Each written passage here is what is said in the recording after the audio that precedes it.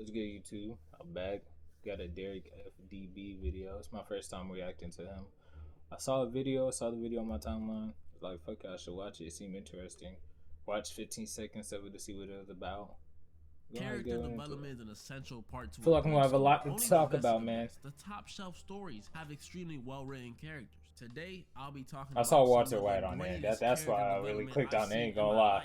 Ultimately, I'm gonna talk about the best written character in existence. I haven't finished Breaking Bad, but I gotta start off with the like king more himself. than halfway through. he's not actually a king, Prince Vegeta. The first time we actually see Vegeta is in the Saiyan saga. He was an evil, prideful, selfish prince, and he was so cool. We didn't really know much about him. All we knew was that he was strong, and he didn't mind cutting off his BFFs. But after losing to Goku, a 5-year-old, and an obese samurai, his ego definitely took a hit. An experience like that will humble you. Humble you so much that in the next arc, the Frieza saga, Vegeta was actually working with our heroes. Do not get it twisted though. He was still doing ungodly things on Namek. He killed soldiers, massacred Namekians, killed Kui.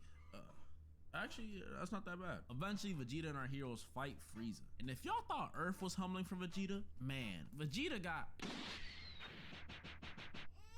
No cap. It was... Nigga giving them straight back shots, bro. And the next time we see him is in the Cell saga. Vegeta got... They could give that nigga Vegeta straight back shots. Vegeta eventually dies on Namek and comes back. And the next time we see him is in the Cell saga. And this saga was a big deal for Vegeta. He got stronger. Him and Bulma were officially a thing. And he met his son twice. And although he was a terrible father to him, Vegeta really loved him. But after Cell is defeated and Goku is dead, Vegeta decides he will fight no more. After 7 years of no Goku and peace on Earth, things are gonna change a bit. And as y'all can see, Vegeta is conforming to human life. He's pretty much an Earthling now. I mean, what could go wrong? Majin Vegeta is a representation of Vegeta's past. He doesn't care about anything except fighting Goku. Because no matter how much time passes, that first fight he lost on Earth still stuck with him. And although Vegeta was back on his evil stuff, he had changed too much already. He was a family man, a family guy. And in a final attempt to stop Majin Buu, he gives his son a hug and sacrifices himself for humans, Earthlings. The same people he did not care about a few years ago. That, ladies and gentlemen, is character development. I'm not even gonna mention the fact that he admitted that Goku was better than him. That is truly art. Then Dragon Ball Super came out. Vegeta went from bad to good. But what about someone who went from good to a monster? My name is Walter Hartwell White. I love this man, but I also hate GOAT, bruh. Walter is the GOAT, bro. I don't give a fuck, bro. His transformation is night and day. And it was a gradual growth, too. That's what I love about it so much. Boy, that nigga became cold, boy. He was a weak man. He worked 2 jobs and he never stood up for himself. Boom. He's diagnosed with cancer. So he decides, hey, if I'm gonna die, I might as well make some money while I'm at it. He starts cooking meth. Maybe killed some people along the way, but it's no biggie. Boom. Heisenberg is born. Season 2, Walter and Jessie are officially in the game now. Everything's looking good. They get into that money, get into that dough. But Tuco not acting too nice, so now we gotta kill him. Walter and Jessie officially start running things by themselves, getting that money, getting that dough. Trouble in paradise. Walter's wife, Skylar, is a little suspicious of his actions, which eventually... Fuck his wife on everything. I love fuck that bitch, bro. Oh my god. She been on fuck shit, bro. How does that even make sense? But we got some good news. Walter's cancer is getting better. But wait. She thinks he's acting too wild. She cheats on that nigga. Walter is There's more she does. You see, it wasn't according to plan. He was supposed to sell drugs and then just die. Now that the cancer is getting better, it brings up the question, why would he need to keep selling drugs? Is it for him or is it for his family? So now things are a little complicated. We meet Jesse's girlfriend, Jane. She'll be important later. Walter meets Gustavo. Just imagine Colonel Sanders. Low key fuck Jane. Chicken and fries, he sells chicken and methamphetamine. Because she was important to my nigga Jesse, but she was really just after the money. She was really just like a druggie hooked on that fucking money. Not our druggie. I have a friend named Druggie. I think I've mentioned him before, but he's just a druggie. I mean, she's just a druggie. My fault. Just a drug addict. So Walter wants to work on him to make some more of that guap. You know what I mean? That lead to no avail. But good news, Walter eventually gets an opportunity to work with Gustavo, because I guess he wanted a piece of that blue crystal. But then Walter is put in a bit of a pickle. You see, he only has 1 hour to deliver the product. But at the same time, his daughter's about to be born. Now, Walter, I know it's a lot of money.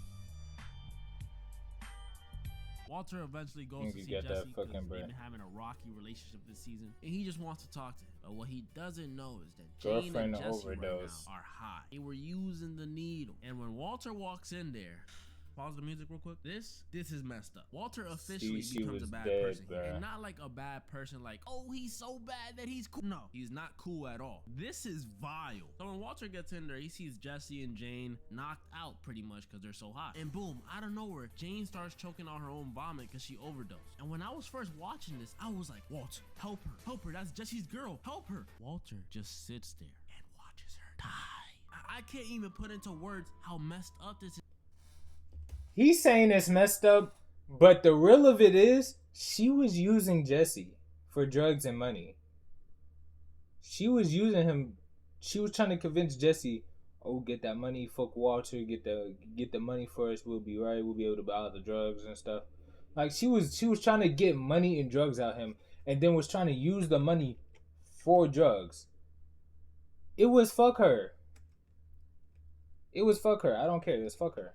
This dude had the audacity to cry after too, like he was watching like the freaking intro of Up or something. And the only reason he did this is because he thought Jane wasn't good for Jesse. But instead of putting his hand on Jesse's shoulder and saying, hey, Jesse, maybe you shouldn't be with her. No, he'd rather just let his girlfriend die. To me, this is when Walter became irredeemable. He could feed the homeless, donate millions, give me a lifetime supply of Chick-fil-A. I don't care. Nothing will get me to forgive this man.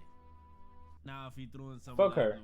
And to make things worse, if you look at it, Walter low-key, high-key killed her. And not because he let her die, but he literally was the reason she got moved on her back. It's just sad, man. You know?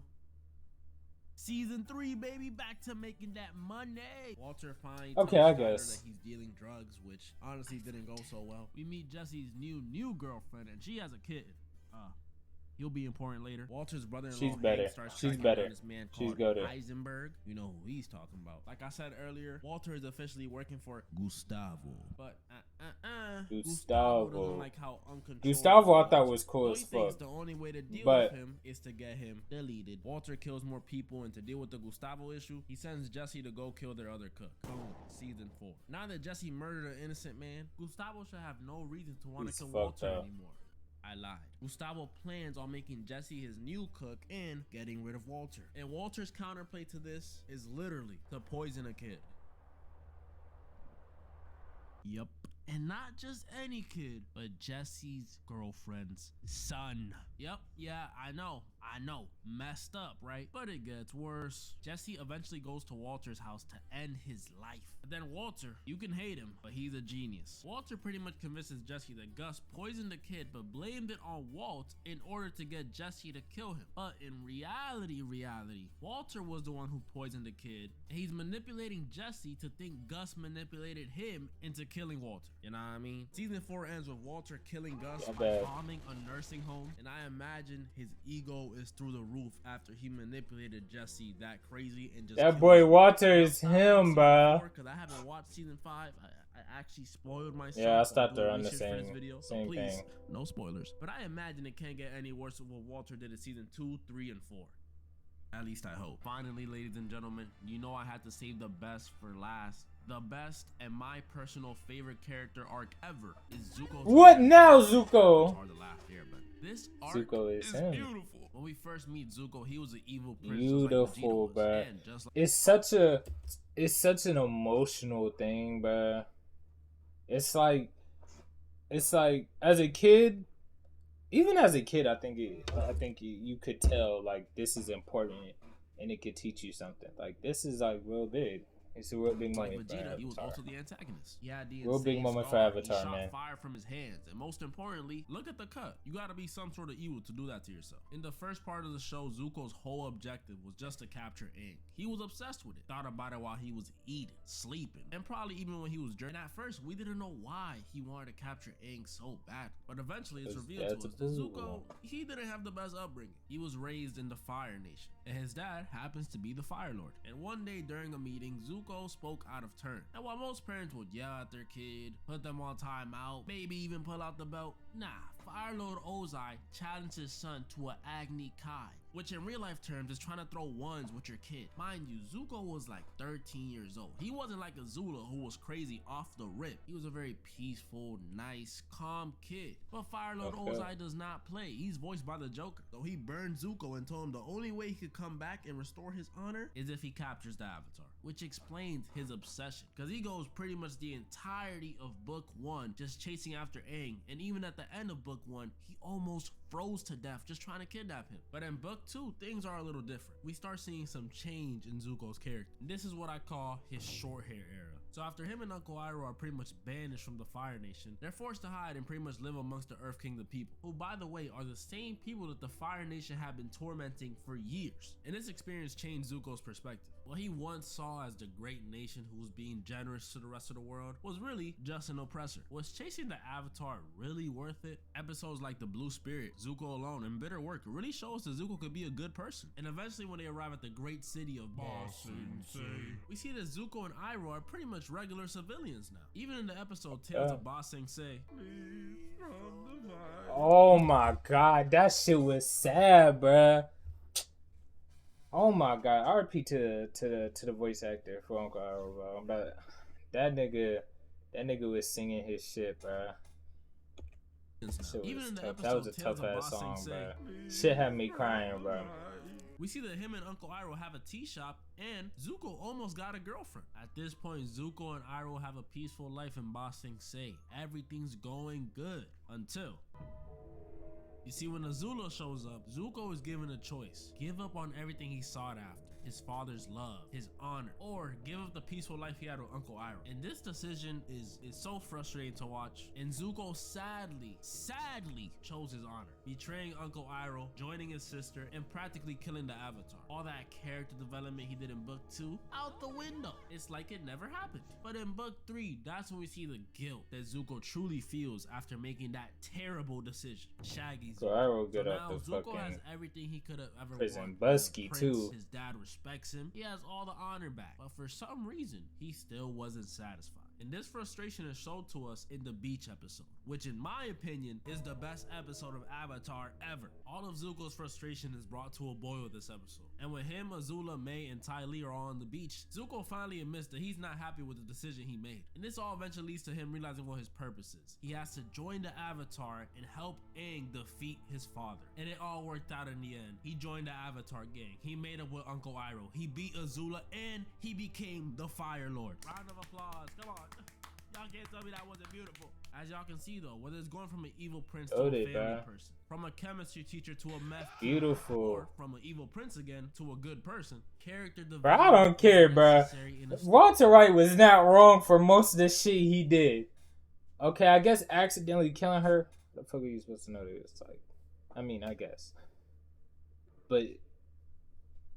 Bro, I don't care, what bro. Completes it. It makes it beautiful. No character development is like a pizza with no cheese. If you don't have the cheese, then how can you say you're complete? And moral of the story: thank you so much for 100,000 subscribers. I cannot express to you guys how much this means to me. I'm grateful.